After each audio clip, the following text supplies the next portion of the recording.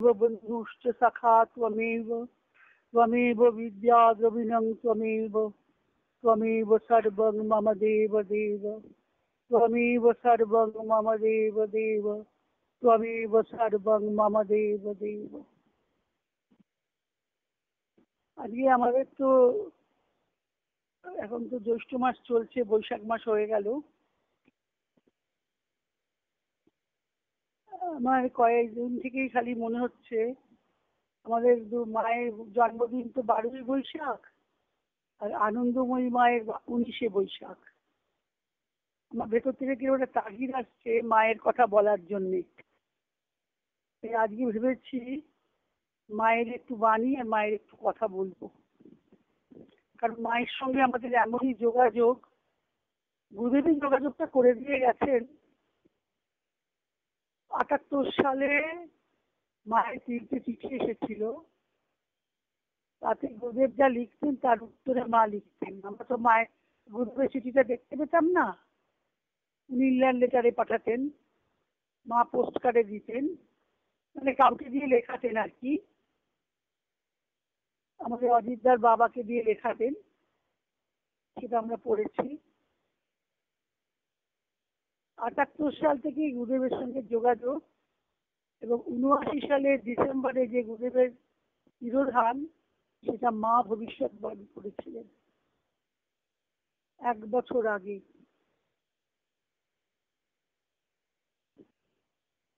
গুরুদেব যে লিখতেন, কি লিখতেন জানি না, মা লিখেছিলেন, মা বলেছিলেন অমিয় নিমাই, নামটি বড় সুন্দর নিমাই বাবা, অমিয় নিমাই দিব্যাত্মা, তার সঙ্গে আমার সুখে যোগাযোগ আছে, একথা বলেছিলেন।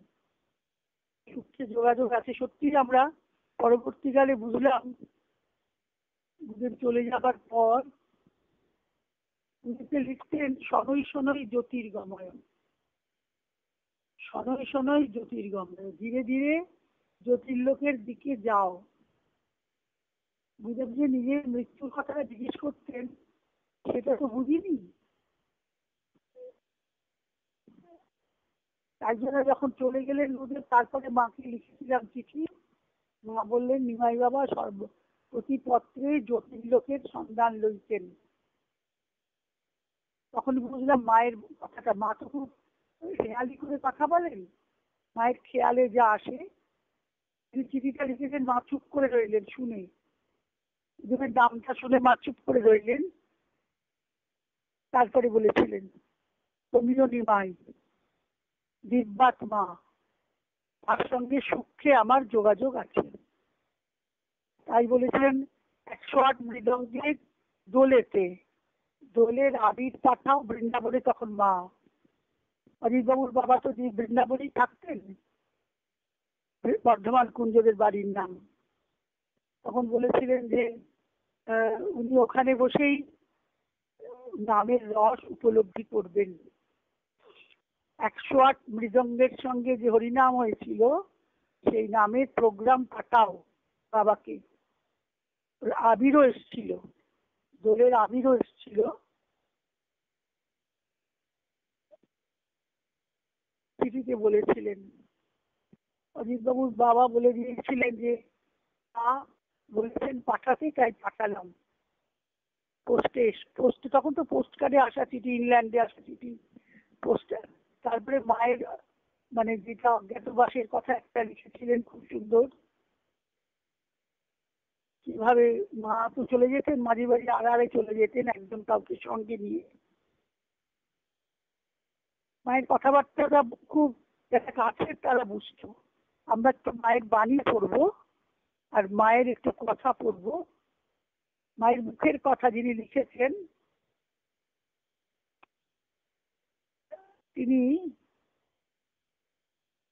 মায়ের ছেলে। মা তাকে পুত্র বলে গ্রহণ করেছিলেন, তাই তাকে জ্যোতিষচন্দ্র রায় খুব বড় অফিসার ছিলেন সরকারি, তাকে বলা হতো ভাইজি। মায়ের ছেলে তো সবাই ভাইজি বলতেন তাকে। তিনি মায়ের কাছ থেকে যা কথা শুনেছিলেন, সেটা লিখে রাখতেন।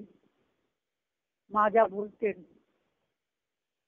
বহু বছর বাদে সেটা গুরুপ্রিয়া দেবীর কাছে ছিল, তারপরে সেটা বই হয়ে বেরিয়েছে। মাকে পড়ে শোনানো হয়েছিল, বই হওয়ার আগে মা অনুমোদন করেছিলেন। তাতেই আমার গুরুদেব চলে যাবার পর আমি চিঠিটা লিখেছিলাম যে আমাদের কি করণীয়। আমি অনেকবারই বলেছি এটা। বলেছিলেন নিমাই বাবার শিষ্যদের বলিও তারা যেন তার প্রতিষ্ঠিত মহাদেবের নিয়মিত সেবা পূজা করে আর গুরুপত্নীর সেবা যত্ন করে। দুটো কথা। আর তৃতীয়টা হলো যে এ দেহ তাদের বলিও, শিষ্যদের বলিও, এ শরীর মাত্র আমি বলতেন না, শরীর বলতেন, এ শরীর যত দূরেই থাকুক না কেন তাদের কল্যাণ চিন্তক। এটা আমি বুঝতে পারি। গুরুদেব যেমন সমাধি মন্দির হলো 1980 সালে, তখন মা স্বপ্ন দিয়েছিলেন আমাকে। ওখানে বসে বসেই, ঠিক স্বপ্ন নয়, একটা মানে ঘোরের মধ্যে যেন মা আমাকে বলছেন যে আমি এখানে থাকবো, আমি এখানে থাকবো। আমি মাকে বলছি, মা তুমি কোথায় থাকবে? আমার তো সেরকম ঘর বাড়ি নেই, এই তো কটা খালি মন্দির, শিব মন্দির আর মায়ের ওপরে মন্দির। তারপরে কিরকম একটা অলৌকিক ভাবে, মানে আমার চিন্তাও করিনি যেটা, মায়ের একটা দোতলার ঘর হলো, মানে মেজেনাইন ফ্লোরটা হলো, একটা টাকা পেলাম আর তলার ঘরটা হয়ে গেল। সেখানে তপনও এলো মায়ের আশ্রম থেকে, সে মায়ের ছবিটা বসিয়ে দিয়ে গেল। সে চলে গেল, কিন্তু মা রয়ে গেল আমাদের মন্দিরে। এরকমই হয়, নিজে নিজে থেকে। মা বলছেন যা হয়ে যায়। তাই মায়ের কথা, মায়ের জন্ম, মহাবির্ভাব হচ্ছেন 19শে বৈশাখ 1303 সাল। এখন 1432, 130 বছর হচ্ছে মায়ের জন্ম। জন্মোৎসব সব জায়গায় হয়। মায়ের সারা ভারতে 42টা আশ্রম আছে।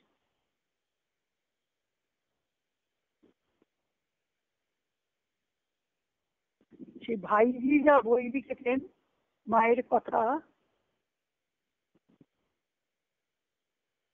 গুরুদেব চলে যাবার পরে আমি মায়ের আশ্রমে ঘুরেছি, যেখানে মায়ের আশ্রম আছে সেখানে ঘুরেছি, গেছি।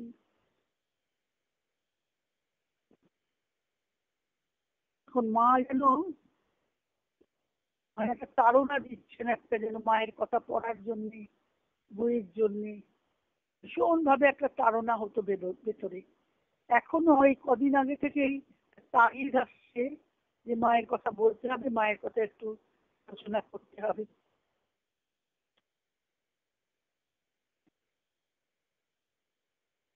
মায়ের সবটাই অলৌকিক, মানে মায়ের কথা বোঝা যায় না। খুব কাছে থাকলে, যারা কাছে থেকেছে, যারা সঙ্গ করেছে, তাদের কথা থেকে, তাদের লেখা থেকে যতটুকু বোঝা যায়। অরবিন্দ বলেছিলেন আনন্দময়ী স্টেজ ইন সচ্চিদানন্দ। সর্বদাই তিনি সেই স্থিতিতে থাকেন।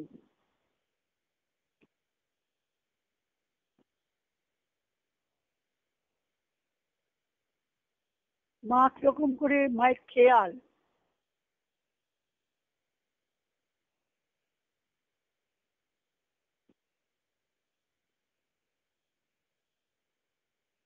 যে যেভাবে তাকে চায় তিনি তার কাছে সেইভাবেই, যে যেভাবে তাকে চায় তিনি তার কাছে সেইভাবেই। ভগবানে মানুষের প্রেম হওয়া, তাহলেই শান্তি ও আনন্দ। ভগবানে মানুষের প্রেম হওয়া, তাহলেই শান্তি ও আনন্দ। শ্রেয় গ্রহণ, প্রেয় ত্যাগ। অনুকূল সাহায্য আসবেই।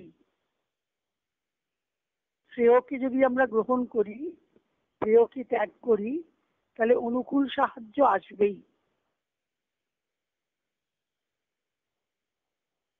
প্রেয় মানে জাগতিক সুখভোগের যা উপকরণ বস্তু, শ্রেয় হচ্ছেন চিরন্তন সত্য মঙ্গল।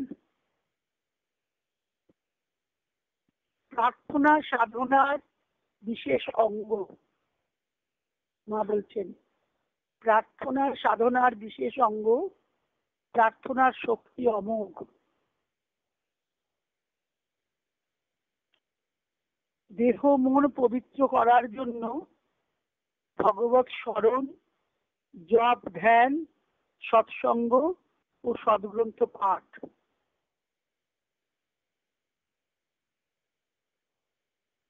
সৎ অনুষ্ঠান, সৎ কর্মাদিতে সৌভাগ্য খোলে, দুর্ভাগ্য দূর হতে থাকে। সৎ অনুষ্ঠান, সৎকর্মাদিতে সৌভাগ্য খোলে, দুর্ভাগ্য দূর হতে থাকে। শুভমতি দিয়ে কর্ম করো। কর্মের ভিতর দিয়েই ধাপে ধাপে উঠতে চেষ্টা করো। কর্মের ভিতর দিয়েই ধাপে ধাপে উঠতে চেষ্টা করো। গীতারই কথা। স্বয়ং ভগবানই গুরু রূপে প্রকাশ হন। বিশ্বাস করো, তাকে ডাকো। ইচ্ছাময়ের ইচ্ছাই পূর্ণ হয়ে থাকে। মঙ্গলময় সময় মতো সব করেন। ওই কথাই কথা, আর সব বৃথা ব্যথা। ওই কথাই কথা, আর সব বৃথা ব্যথা। মায়ের বাবা বিপিন বিহারী ভট্টাচার্য, মা মোক্ষদা সুন্দরী। মায়ের আনন্দময়ীর মায়ের কন্যা সন্তান হয়। কন্যা সন্তান হয়ে মেয়েটি মারা যায়। তখন খুব তো মনে কষ্ট মায়ের। তারপরে মায়ের ঠাকুমা মানসিক করেছিলেন, অনেক মন্দিরে পুজো দেয়া, তারপরে মানত করা। বলছেন যে একবার ওখানে বিখ্যাত কাসবা কালীবাড়ি, আগরতলা থেকে আমরা গিয়ে দেখে এসেছি। কসবা কালীবাড়িতে মায়ের সেখানে আনন্দময়ীর ছবিও আছে। মায়ের ঠাকুমা এসেছিলেন অনেক দূর হেঁটে, আসা যাওয়ায় 12 কিলোমিটার। খেয়াওড়া গ্রামে থাকতেন, সেখানে মায়ের জন্ম হয়। এর আগে মায়ের ঠাকুমা গেছিলেন মানসিক করে, সেখানে যাতে তার একটা ছেলের একটি পুত্র সন্তান হয়, এই মানসিক করে তিনি গেছিলেন।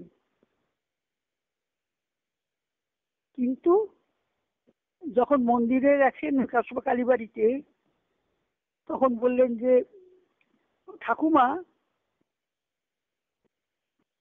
ছেলে চাইবার বদলে বললেন আমার ছেলের যেন একটি কন্যা সন্তান হয়।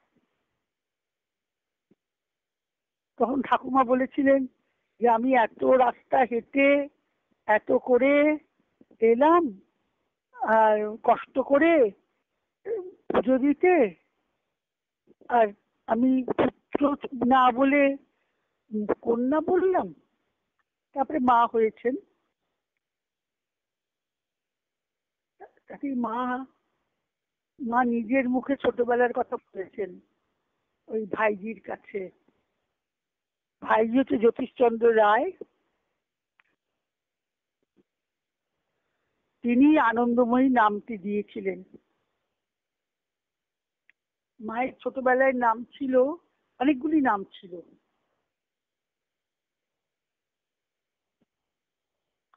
দাক্ষায়ণী, মায়ের ঠাকুমার খুড়িমা, তিনি নাম দিয়েছিলেন দাক্ষায়ণ। আর মা বলছেন আমার গায়ের রংটা, এ শরীরের গায়ের রংটা খুব ধবধবে ছিল বলে মায়ের মা নাম দিয়েছিলেন নির্মলা।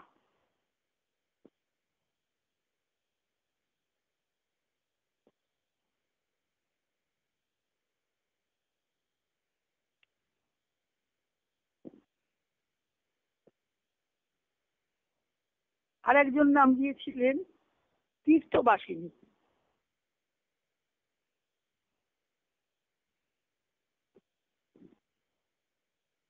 তিনি মায়েরই আত্মীয়া। ছোট বয়স থেকেই মায়ের একদম মানে মা, জন্মাবার পরেই মা বলছেন খড়ের চাল দিয়ে শেষ রাত্রে জন্মেছিলেন, আকাশের তারা দেখছিলাম বলেছে। বলছিলাম আমি খড়ের চালের ফাঁক দিয়ে আকাশের তারা দেখছিলাম, গাছপালা দেখছিলাম, মানে জন্মাবার পরেই।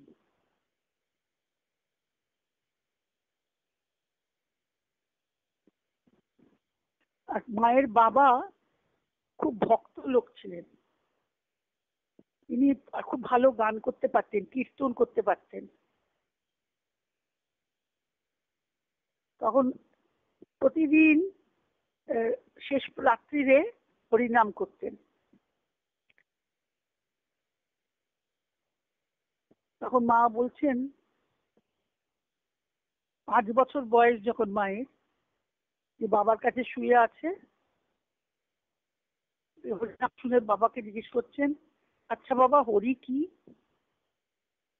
বাবা বললেন হরি ভগবানের নাম। তখন মা জিজ্ঞেস করছেন আচ্ছা বললেন। তখন বলছেন জিজ্ঞেস করছেন তার নাম করলে কি হয়? বাবা বললেন তাকে ডাকলে তিনি আসেন। তখন মা বলছেন তিনি এসে কি করেন? তখন বাবা বলছেন তোমাকে যদি, মাকে বলছেন তোমাকে যদি আমার কোনো দরকার হয় তখন তোমাকে ডাকলে তুমি যেমন আমার কাছে আসো, তিনিও আসেন। যার যা ইচ্ছা তাকে সরল প্রাণে বললে তিনি তা পূরণ করে দেন, বাবা বলছেন মেয়েকে। তখন যেমন মাকে বলছে 5 বছরের মেয়ে তো, মাকে বাবা বলছেন আমরা যেমন তোমাকে ডেকে বলি আমার জন্য এটা নিয়ে এসো, তুমি আনো, এনে দাও তো, ঠিক তেমনি ভাবে যা তার কাছে চায় তিনি তা দেয়। এরকম আরো কত কি করেন কি বলবো। তখন মা বলছেন তাকে হরি বলে ডাকলেই তিনি আসবেন? বাবা বললেন হ্যাঁ। তখন মা জিজ্ঞেস করছেন তিনি কত বড়? বাবা বললেন অনেক বড়।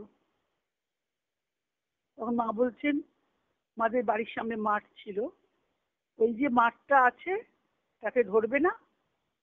বাবা বলছেন না, তাকে ধরবে না, তাকে হরি হরি বলে ডাকলে তিনি আসেন, তখন দেখবে তিনি কত বড়। আর মা নিজেই বলছেন এই শরীরের একটা ছোটবেলা থেকেই সরল একটা উন্মনা ভাব দেখে সকলে বোকা আর টেলা বলে ধারণা করত, কেউ কেউ বেদিশা বলতো। যেমন একদিন মা তাকে দিয়েছেন, তখন একটু বড় হয়েছেন, পাথরের বাসন, বলছেন পুকুর থেকে ধুয়ে নিয়ে এসো, দেখো যেন ভেঙে ফেলো না। তিনি বাসনটা ভেঙেই নিয়ে এলেন, তুমি যে বললে ভেঙে নিয়ে এসো না। তখন সকলে বলতো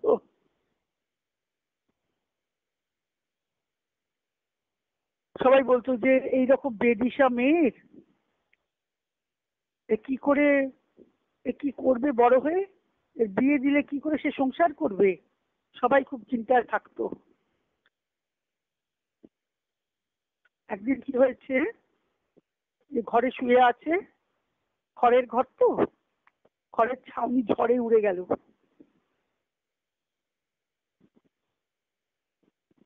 তখন মা পড়ে গেল, ঘর পড়ে গেল, ঘর পড়ে গেল বলে উল্লাসে হাততালি দিচ্ছে।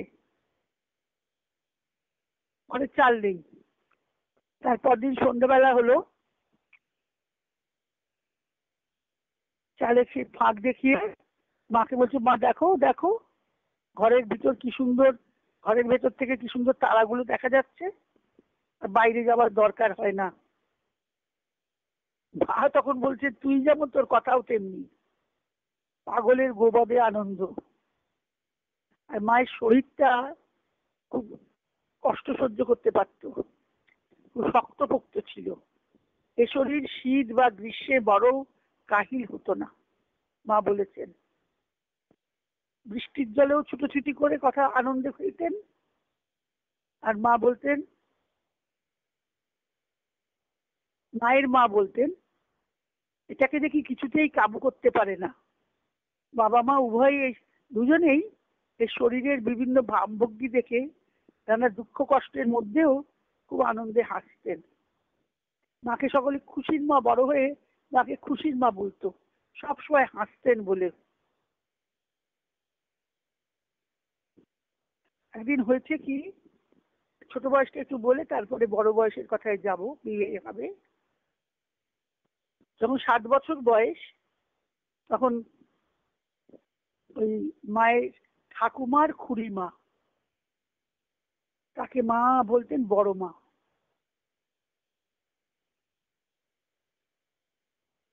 তার সঙ্গে একটা জায়গা গেছিলেন, শিববাড়ি, চালনার শিববাড়ি গেলেন।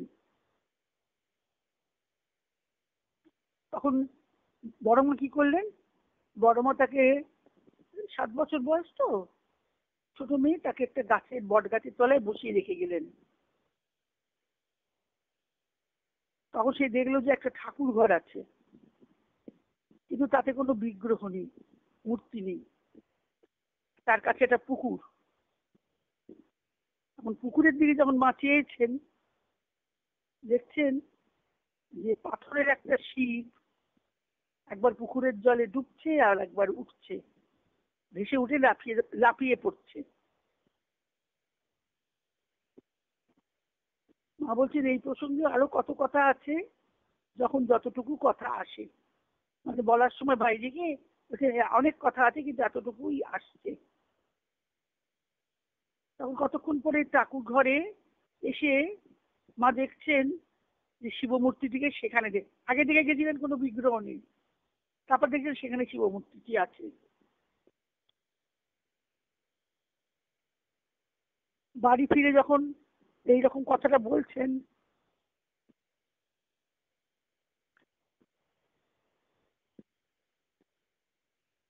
তখন সকলে বলছে, কি বলছে, যে জানালো, সবাই জানালো যে অন্যান্য সবাই বললো যে তারা তো মন্দিরেই শিবকে দেখেছে। পরে শোনা গেল এরকম একটা কিংবদন্তি আছে যে ওই শিব সকল সময় মন্দিরে থাকেন না। মা ঠিকই দেখেছেন মায়ের চোখে, পুকুরেও সকলে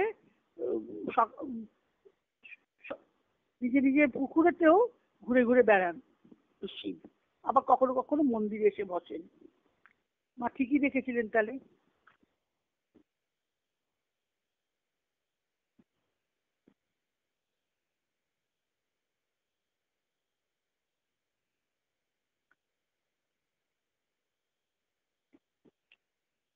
একদিন শুনছেন মা আমাকে এক দূরের বাড়ি থেকে, মা কীর্তন, মাকে ছোটবেলায় একদম 3 মাস থেকেই তুলসী তলায় গড়াগড়ি দিয়ে দিত মায়ের মা, দিদিমা গড়াগড়ি দিয়ে দিত তুলসী তলায় রোজ দুবেলা, সকাল সন্ধে। তুলসী তলা লেপে, মাও যখন প্রথম আরম্ভ করেন সাধনা, তুলসী তলায় লেপে প্রদীপ দিয়ে এমন সুন্দর করে রাখতেন যে সেখানে আপনা থেকেই সকলের ভক্তি আসতো দেখে। একদিন অনেক দূরে কীর্তনার খোলের ধ্বনি শুনছেন, হরিনামের কীর্তনে। তখন মা বললেন, মা জিজ্ঞেস করছেন তার মাকে, মোক্ষদা সুন্দরীকে, বলছেন এসব করলে কি হয়? মা বললেন, ভগবান সন্তুষ্ট হন। মনে মনে নাম করলেও তিনি শুনতে পান, যা কেউ দেখতে পায় না তিনি তাও দেখতে পান। এরকম মায়ের মা এরকম অনেক কথা বললেন। অর্থাৎ মা আর বাবা দুজনেই এত ঈশ্বর পরায়ণ ছিলেন, ছোটবেলা থেকেই মা ওই ভগবানের প্রসঙ্গতেই থাকতেন, কাজকর্মও করছেন। যখনই তিনি শুনতেন এই যে কোনো বাজনা, পুজোর কোনো ঢাকের ঢাক ঢোল, কাশির আওয়াজ, কোনো জোরে আওয়াজ শুনলে শরীরটা, মা বলছেন এই শরীরটা স্থির হয়ে কিছুক্ষণ স্তব্ধ হয়ে থাকতো। আবার কারুর যদি কেউ কাঁদে আর হাসে, তার সঙ্গে তার মা যোগ দিতেন, কান্নার সঙ্গে কাঁদছেন, হাসির সঙ্গে হাসছেন।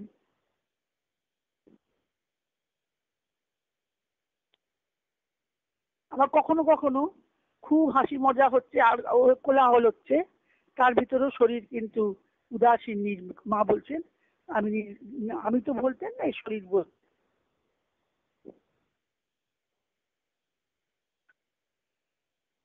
নির্লিপ্ত থাকতেন, উদাসীন থাকতেন। ছোটবেলা থেকেই মায়ের এটা প্রকাশ হয়েছিল।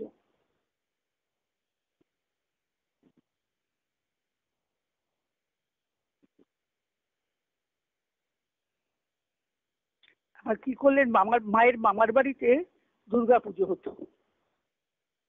মায়ের বাড়িতে দুর্গা পুজো একবার গেছেন, মায়ের তখন 3-4 বছর বয়স হবে।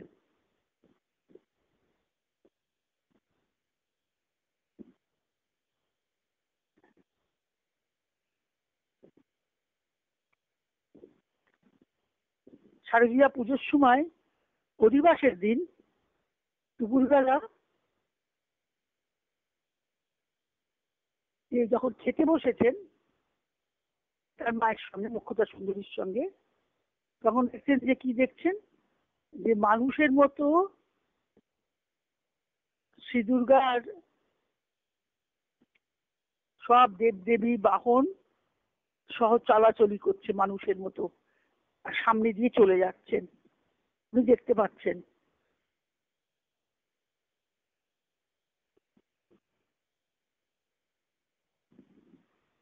দুর্গাপুজোর সময় সকলের পুজো করা হয় দেবতাদের, তারা সব একের পর এক চলে যাচ্ছে, দেখতে পাচ্ছেন মা।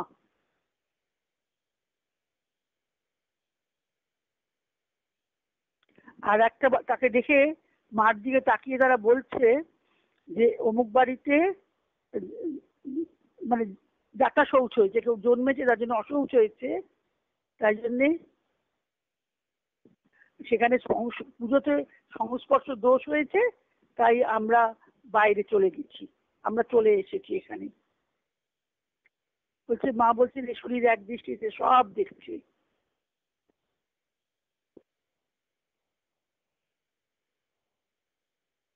তখন মায়ের মা বলছেন এ কি, তোর খেতে বসে মন কোথায় গেল? খেতে বসে মা সব দেখছেন। তোর মা কোনো জবাব দিলেন না। মা বলছেন এই শরীরে শিশু বয়সেও এই রূপী, কখনো কখনো যেদিকে তাকাতো স্থির দৃষ্টিতে সেদিকে তাকিয়ে থাকতো। তারপরে মায়ের যখন খুব অল্প বয়সে মায়ের বিয়ে হয়, অষ্টগ্রামে ভোলানাথের সঙ্গে রমণীমোহন চক্রবর্তী। মায়ের কারুর আপনপর ভাব ছিল না, সকলের সঙ্গে সরলভাবে হাসি খেলে চলতো। খেওড়া সম্পর্কে অনেকে, খেওড়াতেই থাকতেন তিনি, খেওড়া গ্রামে। আর বিয়ে হলো অষ্টগ্রামের রমণীমোহন চক্রবর্তীর সঙ্গে।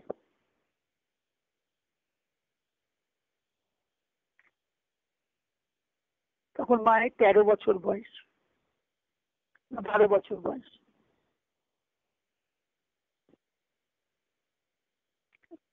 ছোট মামা কুষ্টি করে নিয়ে এসছেন।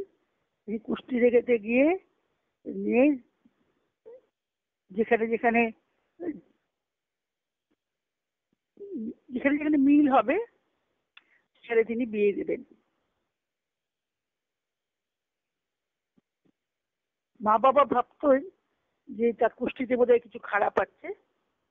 বিদ্যাকূটের কাশ্যপ গোত্র ভট্টাচার্য বংশ প্রসিদ্ধ সম্মানীয়, তারা বিক্রমপুর ছাড়া অন্যত্র মেয়ের বিয়ে দেয় না। অন্য দেশ থেকে ভালো ভালো ভালো সম্বন্ধ আসলো, কিন্তু সব ফিরিয়ে দিলেন। তারপর বাবা পাত্রের সন্ধানে নিজেই বিক্রমপুর গেলেন।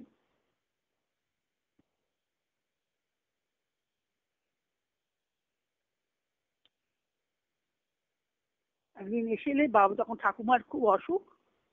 সেই সময় কুশারী মহাশয়, সীতানাথ কুশারী, তিনি রমণীমোহন চক্রবর্তী, যাকে পরে ভোলানাথ বলা হতো, মায়ের স্বামী, তার হচ্ছে ভগ্নিপতি। তিনি এই বিয়ের সম্বন্ধটা করলেন, আশীর্বাদ করে চলে গেলেন। তারপরে এরপর ঠাকুমার দেহত্যাগ হলো। তার শ্রাদ্ধাদি হয়ে গেলে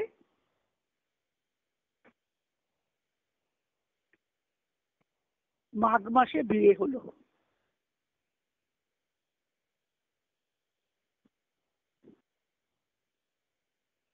বিয়ের পরদিনই ভোলানাথের দাদা যেখানে কাজ করতেন, মানে ভাসুর মায়ের, সেখানে নিয়ে যান। তিনি শ্রীপুরের স্টেশন মাস্টার ছিলেন। হাওড়া থেকে বিদায় নেবার সময় সকলে খুব কান্নাকাটি করছে। এই শরীরও তাদের সঙ্গে, মা বলছেন, এই শরীরও তাদের সঙ্গে যোগ দিয়ে অস্বাভাবিক কান্না কাঁদলো। কেউ কেউ বললো যে এমন করে কাউকেও কাঁদতে দেখিনি। এই শরীর তো ব্যাস, যখন যেখানে, মা বলতেন, যখন যেখানে যা হয়ে যায়।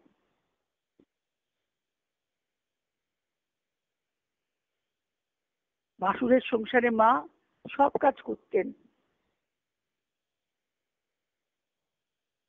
রান্না বাড়া করতেন, খেতে দিতেন। কিন্তু কি হতো, যদি কোনো রান্না বসিয়ে যদি কোনো গান কীর্তনের ধ্বনি এলো, মার একটা সমাধির মতো হয়ে যেত।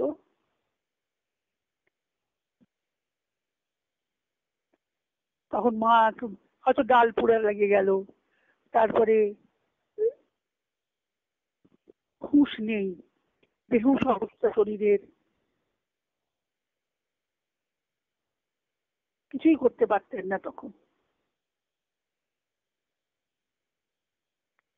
মা বলছেন, তখন ভোলানাথ কি করলেন, সবাই বলছে যে একে বোধহয় ভূতে ধরেছে বলে ওঝায় আনলো। ওঝা এসে বললো, না, এনার কোনো রোগ নেই। তারপরে বড় একজন এলেন, খুব পণ্ডিত, তিনি ভোলানাথকে বললেন যে ইনি কিন্তু খুব উচ্চ স্তরের সাধিকা, এই সমস্ত ভাব কোনো রোগ নয়, কোনো ভূতে ধরেনি বলে গেলেন। তাই জন্য তখন ভোলানাথের বিশ্বাস হলো।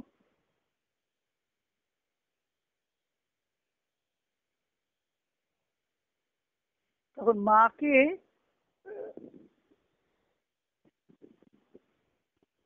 দেখে একজন যিনি বলেছিলেন, তার নাম ছিল হরকুমার।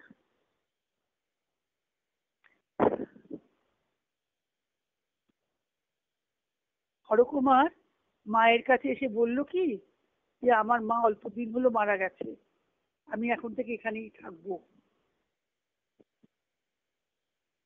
তুমি আমার মা। এই আবার নিজের মা মারা গেছে বলে তাকেই মা বলে, আনন্দময়ীকে মা বলে, তখন বলছে এবার কিন্তু আমাকে হরকুমার বলছে,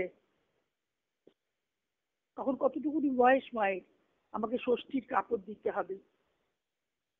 তখন তখন থেকে হরকুমার মাকে মা বলে ডাকতেন। ষষ্ঠীতে ভোলানাথ তাকে কাপড়ও দিলেন। ভোলানাথ তাকে খুব ভালোবাসতেন, তার হিসাবপত্র সে করতো, সব সময় সুবিধা অসুবিধা লক্ষ্য রাখতো, মায়ের কাজে সাহায্য করতো। তখন কারু কারু ভালো লাগতো না। পরে যখন সে চাকরি করলো, চাকরি ছিল কিন্তু এখন নেই, তার যে জন্য চাকরি নেই বলে মেয়েরা, তার স্ত্রী আর মেয়েরা বাপের বাড়িতে আছে।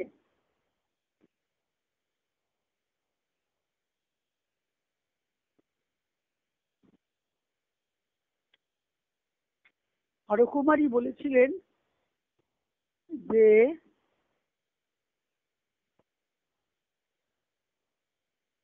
মা, দেখবি মা, একদিন জগতের লোক তোকে মা বলে ডাকবে, তোকে তো কেউ এখন চিনছে না। ওই দিন তখন বলেছিল, মা আমার একটা নাম রাখো। আমি বলেছিলাম, মা বলেছিলেন তোমার নাম হরিবোলা। শুনে খুব খুশি হয়েছিল, সে বেশ খুব নাম কীর্তন করতো।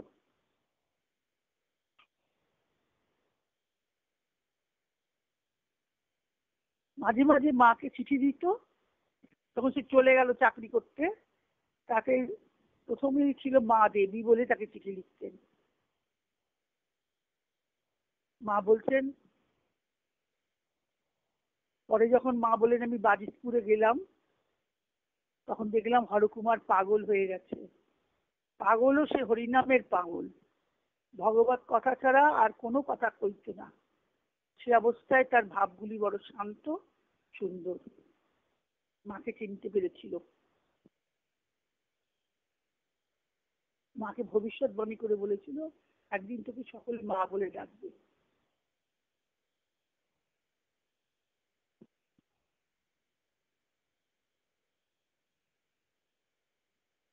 সবাই বলতো খুশির মা, খুশির মার মতো কেউ রান্না করতে পারে না। ডাল খেয়ে কিরকম ডাল হয়েছে, খুশির মার মতো ডাল রান্না কেউ করতে না, কি পারে না। জয়শঙ্কর সেন সেই ভদ্রলোকের নাম।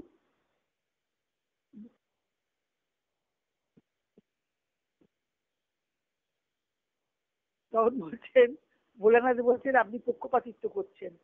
জয়শঙ্কর সেন বলছেন ডালটা তো খুব ভালোই হয়েছে, খুব তৃপ্তির সঙ্গে খাচ্ছে।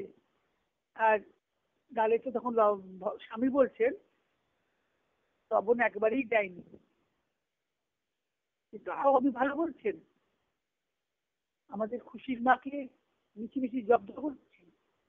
পরে জানা গেল তার মুখে সত্য সত্যই আলুনি লাগেনি, অথচ বাস্তবিকই ডালে লবণ ছিল না, সব মায়ের খেয়াল।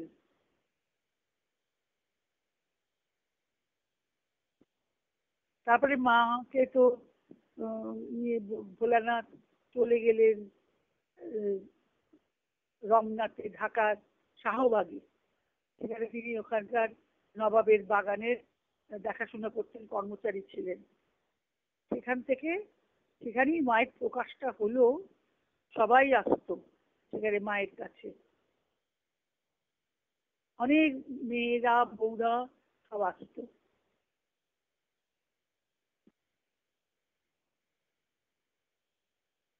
মায়ের প্রকাশ হলো কত, মা এদেশে চলে এলেন। এসে এসে প্রথমে গেলেন আলমোড়া, দেরাদুনে। প্রথমে দেরাদুন গেছেন। দেরাদুনের মা বলতো সবাই তাকে, বসে আছেন একটা স্টেশনে, সেখানে দেখে আলো করে বসে আছে। আমার গুরুদেবও মাকে দেখেছিলেন পুরীতে, মানে শরীরটা মনে আলো হয়ে বসে আছে সমুদ্রের ধারে, এরকম মাকে দেখেছিলেন। বৌদিকে ডেকে মা কাছে বসিয়েছিলেন পুরীতে। মার পুরী আশ্রম একদম সমুদ্রের ধারেই।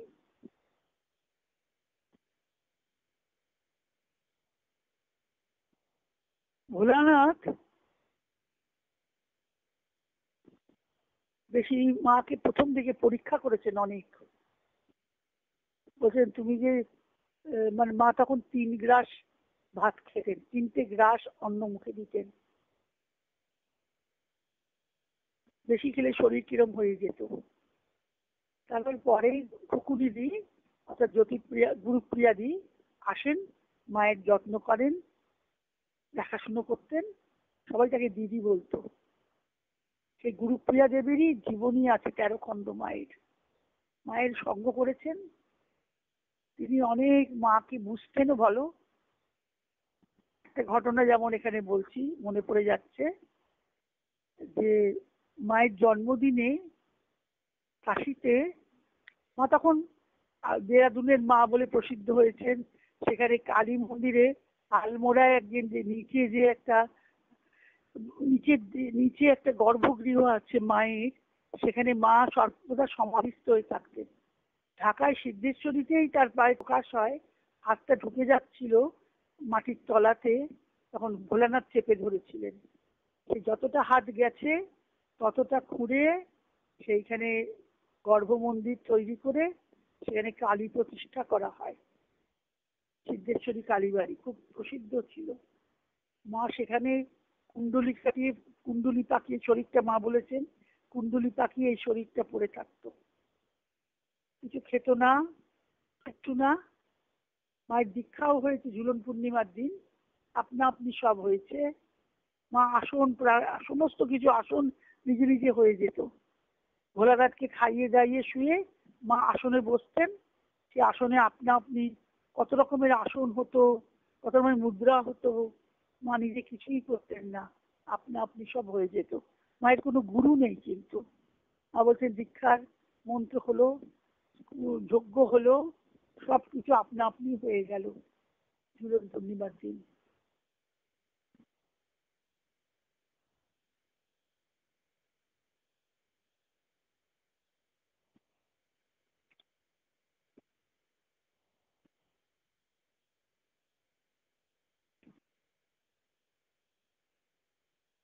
মা বলতেন যে কি, মায়ের যে ঘটনাটা একটু বলে নি।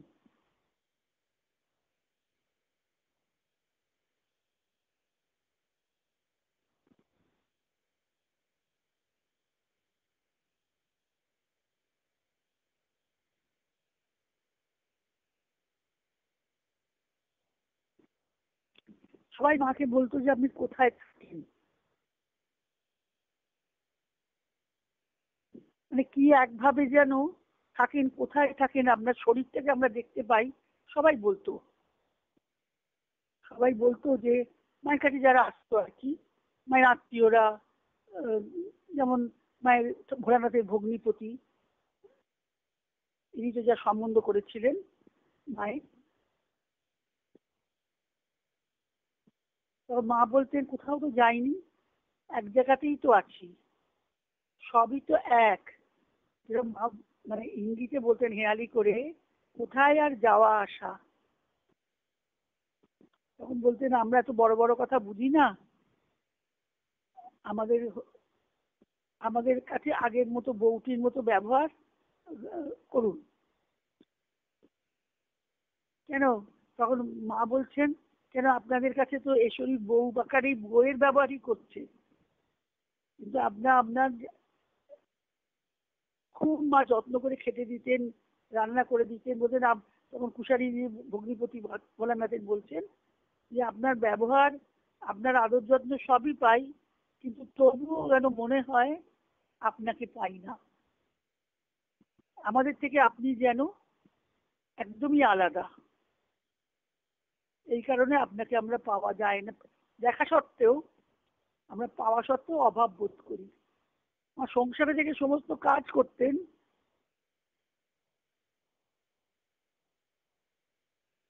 খালি কেবল কখনো কখনো কথা বন্ধ হয়ে যেত, মৌন থাকতেন।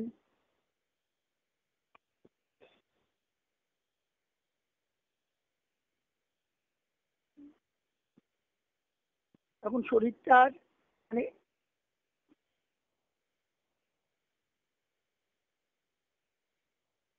তখন মা একটা খুব সুন্দর উদাহরণ দিয়েছিলেন। বলেছিলেন, যখন জিজ্ঞেস করছেন কুশারী মশাই, মায়ের ভগ্নিপতি কালী কালী কালী প্রসন্ন কুশারী জিজ্ঞেস করছিলেন যে আপনার যে এরকম এরকম অবস্থা, এটা কি করে হয়? তো মা বলছেন, যদি দেখুন, যদি একটা মঠের চূড়া সহ সম্পূর্ণটা দেখতে হয়, তার নিচে, তবে নিচে স্থিরভাবে দাঁড়িয়ে দূর থেকে গহ্বরের দিকে তাকাতে হয়, তবেই মঠটি সম্পূর্ণ দেখা যায়।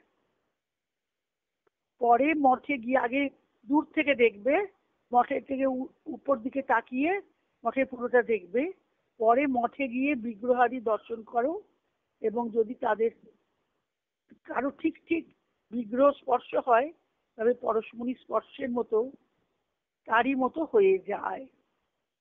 যদি ঠিক ঠিক স্পর্শ হয় বিগ্রহ দর্শন করলে, শুধু দেখেই, ছুঁয়ে না, দেখেই যদি স্পর্শ হয়, তাহলে সেই পরশমণি স্পর্শ করে সেও বিগ্রহের মতোই, তার মতোই হয়ে যায়।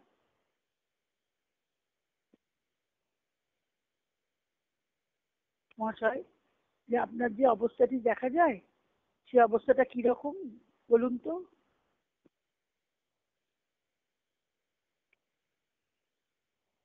তখন বলছেন, মা বলছেন, আমাকে একটা কথা ভালো করে বুঝিয়ে দিন তো, এই যে সামনে একটা ফুল দেখছেন, এটা আপনার কাছে কেমন সুন্দর লাগে, আর এর উপর আপনার কেমন ভাব? তিনি চুপ করে রেখেছেন, তখন তিনি চুপ করে আছেন। ক্রমে ক্রমে দেখা গেল তার স্নেহ এই শরীরের উপর পড়িয়াই খুব বেড়ে গেল। যে কদিন তিনি এখানে ছিলেন, ঢাকা ছিলেন, এসব আলোচনাই হতো। মাকে খুব স্নেহ করতেন। ফুলটা দেখে কিরকম ভাব আপনার হচ্ছে, শুধু এইটুকু মা জিজ্ঞেস করলেন, কেমন সুন্দর লাগে। তিনি কোনো কথা বলতে পারলেন না, তিনি চুপ করে গেলেন। মাকে দেখে কেমন লাগে সেটা বলতে পারলেন না।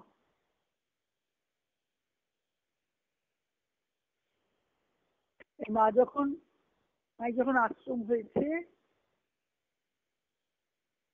আলমোড়াতে মা থাকতেন।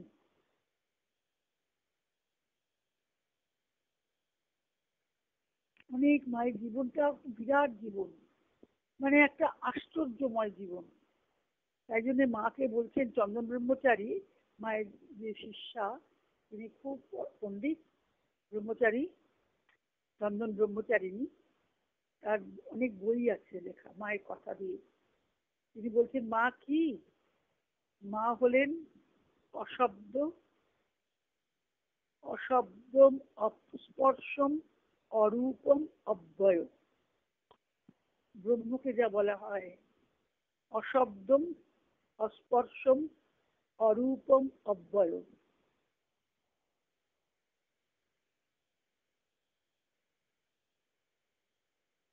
তত নিত্যম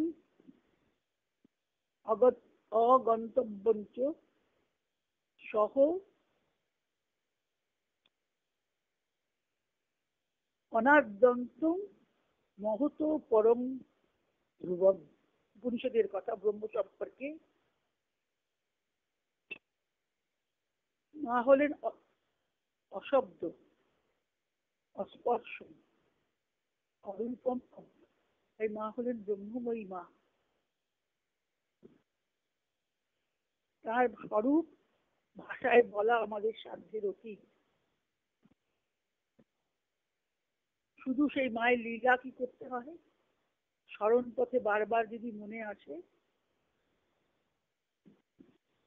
তাহলেই আমরা আনন্দময়ী, আনন্দময়ী মা, আনন্দের প্রতিমা মায়ের। তবে বলা হয় তার কথা, লীলা স্মরণেই আনন্দ হয়। মায়ের একবার দুর্গাপুজোর সময়, দুর্গাপুজো না, কাশীতে মায়ের জন্মোৎসব হচ্ছে, 108 কুমারী পুজো হচ্ছে। এটা মায়ের জন্মদিন হচ্ছে, হীরক জয়ন্তী হচ্ছে, খুব সমারোহ হচ্ছে কাশী আশ্রমে, বুদ্ধ পূর্ণিমার দিন। 108 কুমারীকে সাজিয়ে গুজিয়ে সব ভোগ দেওয়া, পুজো হলো। তার পুজো হলো, কুমারী পুজো করলেন, আনন্দজ্যোতি মন্দিরে পুজো হলো। মা রয়েছেন, আনন্দময়ীর উপস্থিতি, তার দর্শনে প্রতিটি মন আনন্দিত করে। কত ভক্তরা এসছে, প্রচুর লোক এসছে। সেখানে গোপাল আছেন,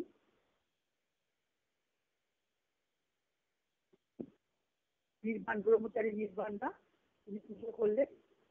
পুজো পূজা আরতি শেষে খাবার দেওয়া হলো, ভোজন করলো। হঠাৎ মা নিজের আসন থেকে উঠে একজন কুমারীর সামনে বসে পড়লেন। সেই ছোট কুমারী দেবী তার পাতা থেকে একখানা লুচি মার মুখে দিয়ে দিল, একটা লুচি দিয়ে দিল। তাকে দেখে আরো অনেক কুমারী এভাবে কিছু কিছু দিল, মুখে মা নিয়ে নিচ্ছেন কিন্তু সব। তবে তাড়াতাড়ি করে মা তখন উঠে গিয়ে দিদির সামনে দাঁড়ালেন। দিদি মানে গুরুপ্রিয়া দেবীর সামনে দাঁড়ালেন। গুরুপ্রিয়া দেবী তো বুঝতে পারেন মায়ের ভাবটি কি, সব ক্রিয়ার কারণটা মা বুঝতে পারেন। তখন দিদি তাড়াতাড়ি করে মায়ের সামনে যে কাপড়ের আঁচলখানা পেতে দিলেন মুখের সামনে। পারতেই মুখের সামনে ধরতেই মা নিজের মুখ থেকে সব বার করে দিলেন। মানে সবাই আশ্চর্য হয়ে গেছিল যে ওইটুকু মুখের মধ্যে এত খাবার ধরলো কি করে। পর পর মা সবাইকে মা মুখ থেকে বার করিয়ে যাচ্ছেন খাবার। তখন মহাপ্রসাদ দিদি নিয়ে সবাইকে একটু একটু দিলেন, সকলেই খুব খুশি হলো।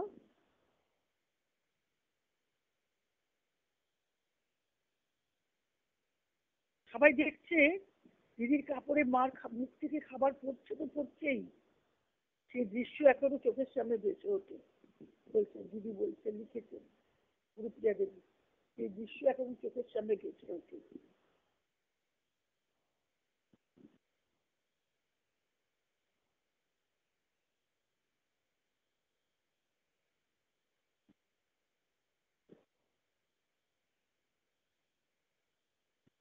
মায়ের মহিমাকে উপলব্ধি করতে পারা যায় যখন চিত্ত শান্ত উপাসিত।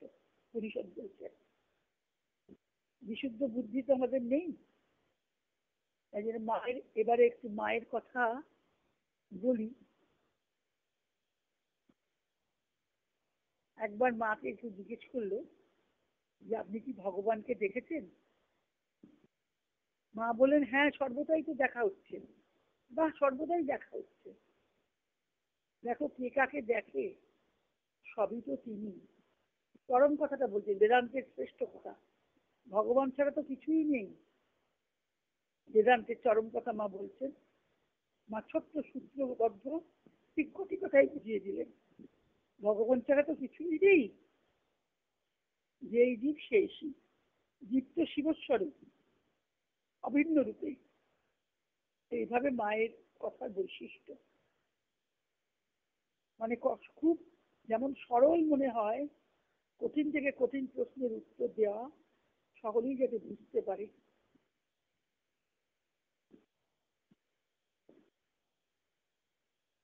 একবার মা আশ্রম থেকে চলে যাচ্ছেন, আশ্রম থেকে বম্বে যাবেন, গাড়িতে উঠে পড়েছেন। তখন না হঠাৎ করে অরুণা বলে মায়ের এক ভক্ত, মানে শিষ্যা, তাকে ডাকলেন। অরুণা গাড়ির কাছে এসছে। তখন মানে মায়ের কিরকম আচরণ সেটা বোঝাবার জন্য বলছি, সে অরুণাকে মা ডাকলেন। অরুণাকে এসে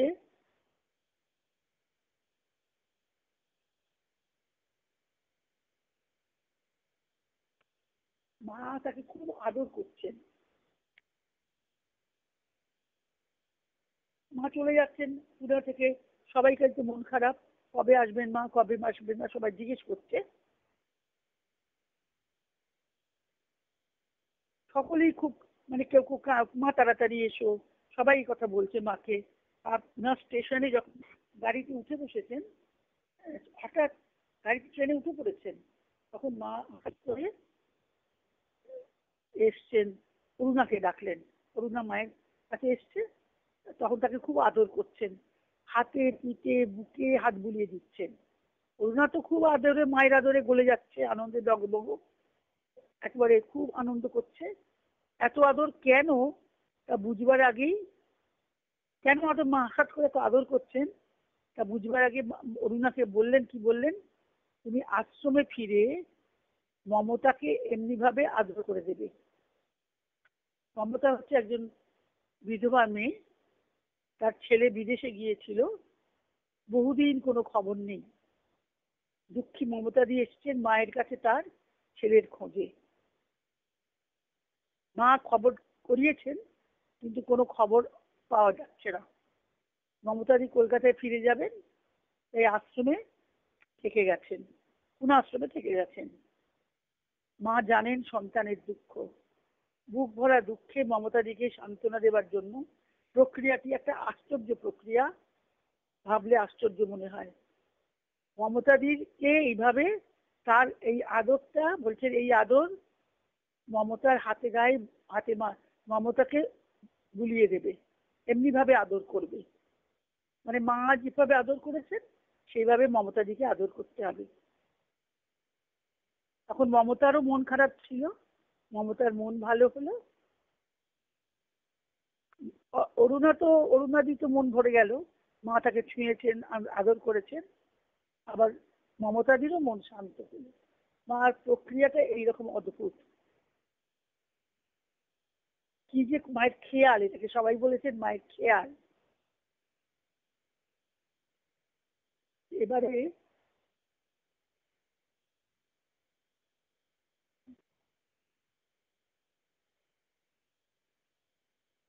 মা খুব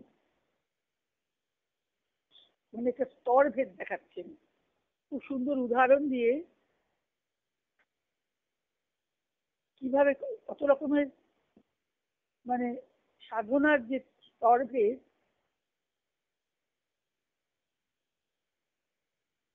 যে যে সাধক যেভাবে তার শরণাগত হয় সে তার সেইভাবে সে তার কৃপা লাভ করে।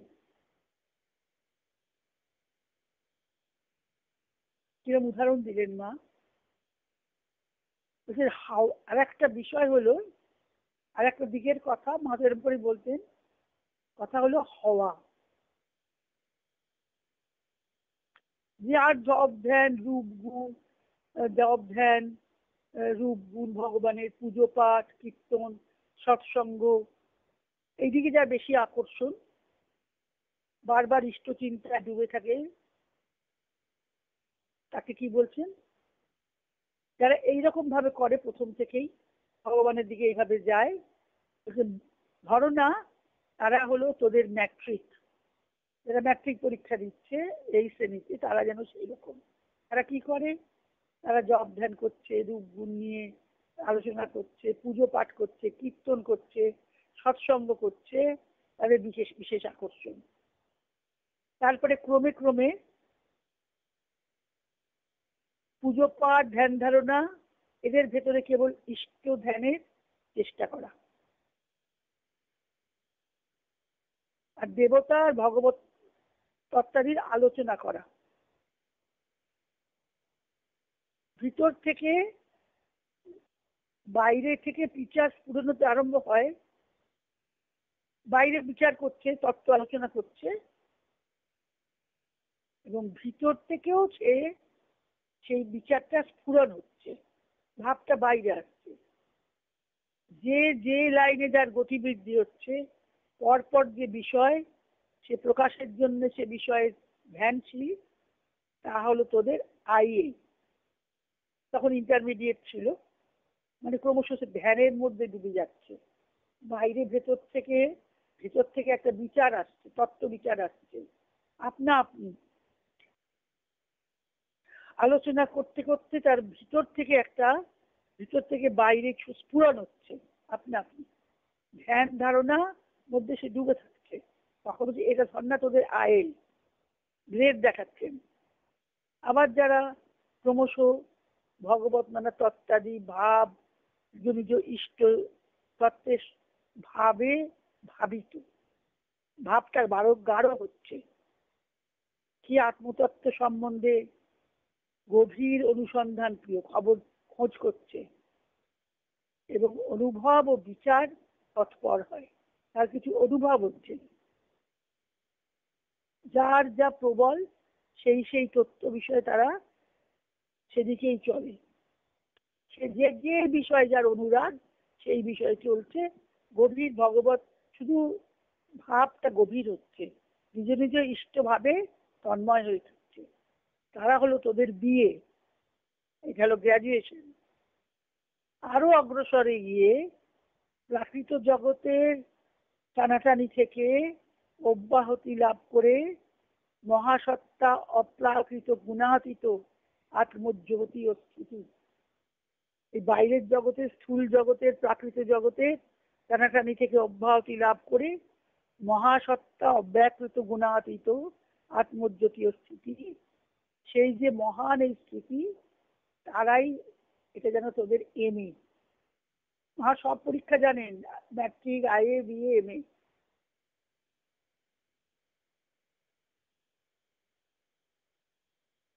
এদের ভেতরে যে সম্প্রদায় ভিন্ন যদি কারো হয়, ছোট বড় কোনো প্রশ্ন নেই, আপন আপন গতি অনুযায়ী তার সেই সেই প্রকাশ।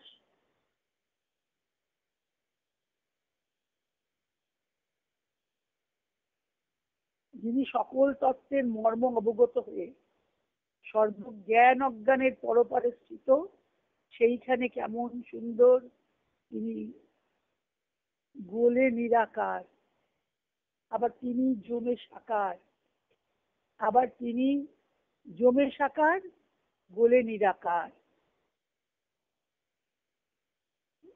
জমাজমি গলাগলি তাহাতেই আকারে প্রকারে নিরাকারে সেই স্বয়ং। না এরকম ভাষা, তিনি নিরাকারে নিরাকার সাকার সব একাকার হয়ে গেছে। গলাগলি জমাজমি, ঠাকুর বলেছেন না, ভক্তিহীনে জমে বরফ হয়ে যায়। অজ্ঞানের পরপারে, জ্ঞান অজ্ঞানের পরপারে স্থিত, সেইখানে তার স্থিতি। ক্রমশ ক্রমশ এগোচ্ছে, ক্রমশ ক্রমশ তারপরে আকারে পুতুল, বাড়িঘর, নানা রূপ, আকার শূন্য, দুই আকার শূন্যতা, আবার আকার, এই দুই দুই এক, মানে যখন ব্রহ্মজ্ঞানের দিকে যাচ্ছে, আকারে প্রকারে প্রকাশটি হই। দেহ কিন্তু নেই, সেই যে গলিয়া গেল তাহাতে স্থিত। কেউ আবার আকার প্রকার রূপে বা সেই প্রকাশে স্থিত, অর্থাৎ কেউ নিরাকারে স্থিত হলো, কেউ সাকারে স্থিত হলো। যেখানে এই যে গলে গেল কি আকারে প্রকারে, এই দুয়ের যে পূর্ণাঙ্গীন সমাধান, সেখানে প্রশ্ন উত্তর কি? সেখানে প্রশ্নও নেই, উত্তরও নেই। আবার একটা কথা, প্রেমে গলে যায়, জ্ঞানাগ্নিতে জ্বলে যায়। যেখানে গলা যায় সেখানে যা তাই, আর জ্ঞানাগ্নিতে যা জ্বালিয়ে দেয়, যা জ্বলবার জ্বলিবে তা তাই। দৃষ্টিভেদের স্থানই মাত্র এই প্রকার, স্বরূপ প্রকাশ আর কি। জ্ঞানাগ্নি সর্বকর্মাণি ভস্মসাৎ কুরুতে, এর জন্য বলেছেন না গীতায়, সে মা পূর্ণাঙ্গী, এর যে পূর্ণাঙ্গীন সমাধান। বলে গেল কি আকার, আবার প্রেমে গলে গেল, জ্ঞানাগ্নিতে জ্বলে গেল। যা জলবার, অর্থাৎ যত কিছু বাসনা কামনা, যত কিছু আসক্তি, সেগুলো জ্ঞানের মধ্যে জ্বলে গেল, আর প্রেমেতে সব গলে গেল, পরপারে চলে যাচ্ছে। একটা চমৎকার এই, যারা বেদান্ত বিচার দৃষ্টিতে দেখবে, অর্থাৎ যতক্ষণ বিচার বিচার করনেওয়ালা, আর যার বিচার করে ততক্ষণ ক্লেশ ও প্রারব্ধের কথা আসবেই। বিচার আর বিচার করনেওয়ালা, অর্থাৎ কর্তা কর্ম দুই যখন এক হবে, গলা আর আকারের কথাটাও এই বিচারেই আসবে। ক্লেশ আর প্রারব্ধ ইত্যাদি থাকবে না, তখন তিনটির প্রশ্ন নাই, কি যে থাকে কি যে থাকে না। সেই জন্য ভাষার স্থান কোথায়? যাহা ভাসে পৃথিবীর ওপর কি না, সেখানে কিছু কোথায়? ভাষাটা কি? ভাষা হলো ভাসে কিছুর ওপর, আর যেখানে কিছুই নেই সেখানে ভাষা কোথায়?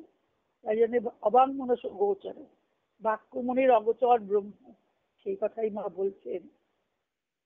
আবার মহাশক্তি সত্তা, যাহার পরে আর নেই, একেবারে বিশ্বাতীত মহাসত্তা। যাই বলো, আত্মস্বরূপের স্থিতি বলো, রাম সীতা শিবশক্তি রাধাকৃষ্ণ, কোন তত্ত্বেরই প্রকাশের অভাব সেখানে হতে পারে না। ওই ওই ওই ওই ওই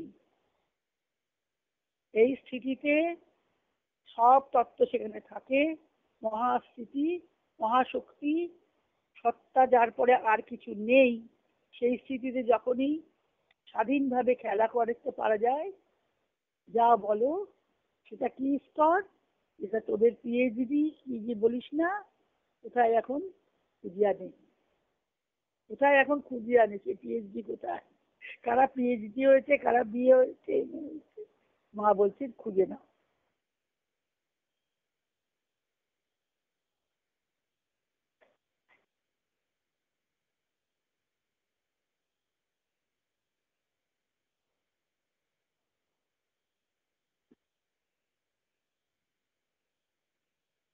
মানে নাম রূপের মধ্যেও থাকা আছে, আবার নাম রূপের বাইরেও তিনি আছেন।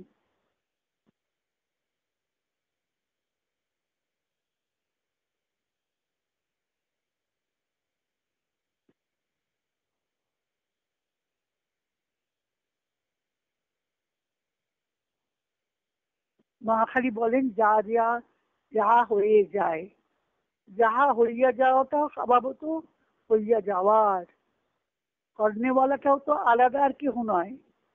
মানে কাজ যে করছে আর কর্ণে, কাজটা, কাজ যে করছে আর কাজটা এটা আলাদা নয়। নাম শোনা এবং নাম করা, এখানেও যখন যেমন প্রকাশ। এই শরীরটা পাইয়াছ তো, শরীরটা পাইয়াছ, পাইতেছ তো, মানে শরীরের মধ্যে যে প্রকাশ হচ্ছে, এই প্রকাশ ছাড়াও আছে।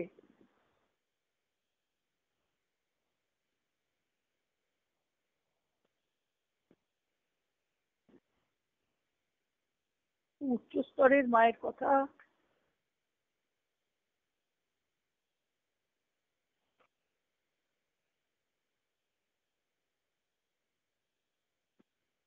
আস্তে আস্তে আরম্ভ করতে হবে। কিভাবে?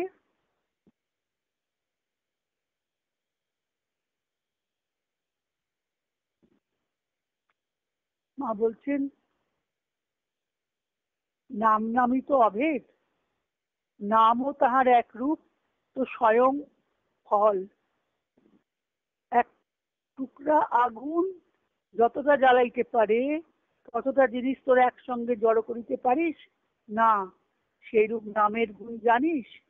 যেমন তোরা বলিস না, একবার হরিনামে সর্বপাপ হয়, জীবের কি সাধ্য আছে তত পাপ করে, ইহা তো সত্য কথা। সেরকম বলছেন মা, মাটিতে বীজ পুঁতলে চারা না হওয়া পর্যন্ত ওই জায়গার দিকে লক্ষ্য রাখতে হয়, স্থানের দিকে। চারা হলে বেড়া দিয়ে ঘেরা দিতে হয়। সেইরূপ যখন ঈশ্বর ভাব একটু আসে, তখন খুব যত্নের সঙ্গে বিশেষ নিয়ম নিষ্ঠায় থেকে তার বৃদ্ধির জন্য দুনিয়ায় থাকা দরকার।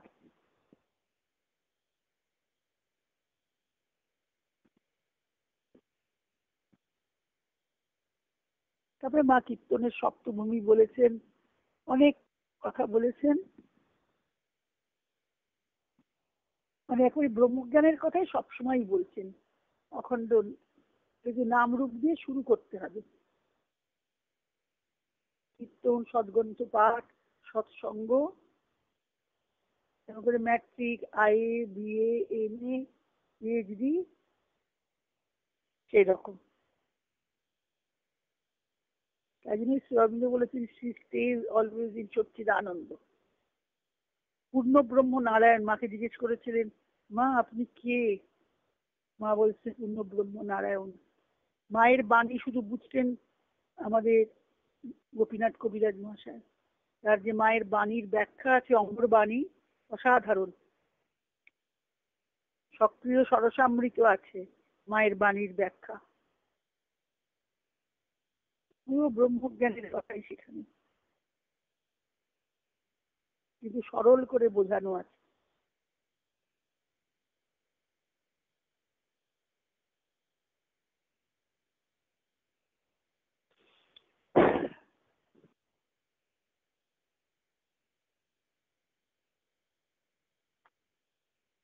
কত পরীক্ষা করেছেন ভোলানাথ মাকে, গরম খুন্তি দিয়ে পায়ে চেপে ধরেছেন, মার মুখে কোনো রকম বিকার নেই।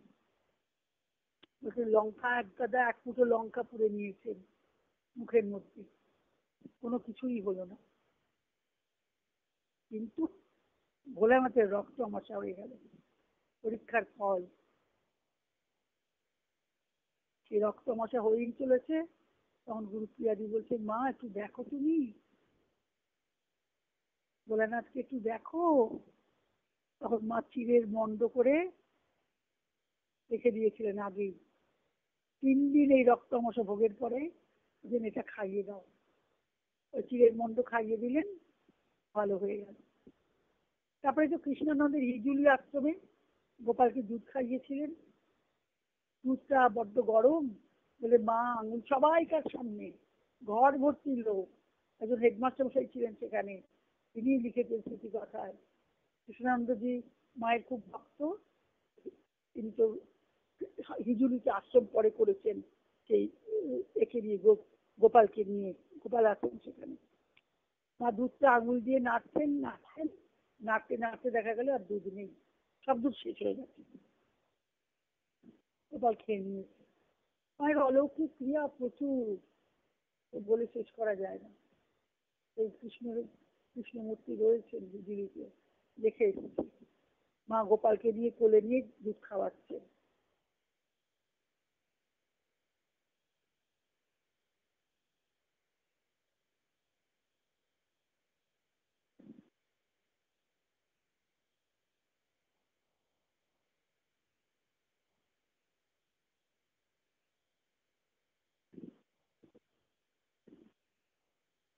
মা সংসারের কথা একটা কথা বলে দিয়েছেন, এইটা আমরা মনে রাখি, শেষ করি। সংসার মানে সংসার, সংই সার, সংসারে বই তো নয়। মা বলছেন সংটাকে ধরে সার করে ধরে রাখলে হয় বলেই সংসারে এত দুঃখ কষ্ট। একটা কথা মনে রেখো, যে সংসারে সত্যনিষ্ঠ ভাবে কর্ম করলেও সকলের মনের গতি সমান নয়, এটা জানা আছে। বারবার নিজের মনের ভাব অনুযায়ী ধারণায় অপরের কর্মগুলি গ্রহণ হয়। তাই সে যে কাজ করে সবসময় সে প্রশংসা ভাজন হয় না।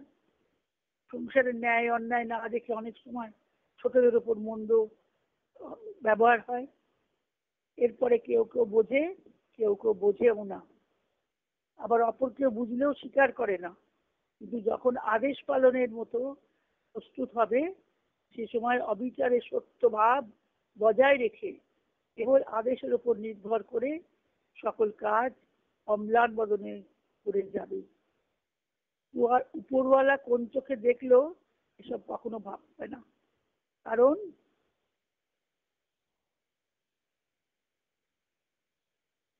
উপরওয়ালার বিচার করবার তোমার কোনো অধিকার নেই। হাসি মুখে আদেশ পালন করাই তোমার করণীয়। মনে দুঃখ রেখে কোনো কাজ করবে না, তাহলে কর্ম সুচারুরূপে শুদ্ধ হয় না, আর মনটাও মলিন হয়ে যায়। তাই কর্তব্য হচ্ছে যে সর্বক্ষণ আনন্দে আদেশ পালন করে চলো।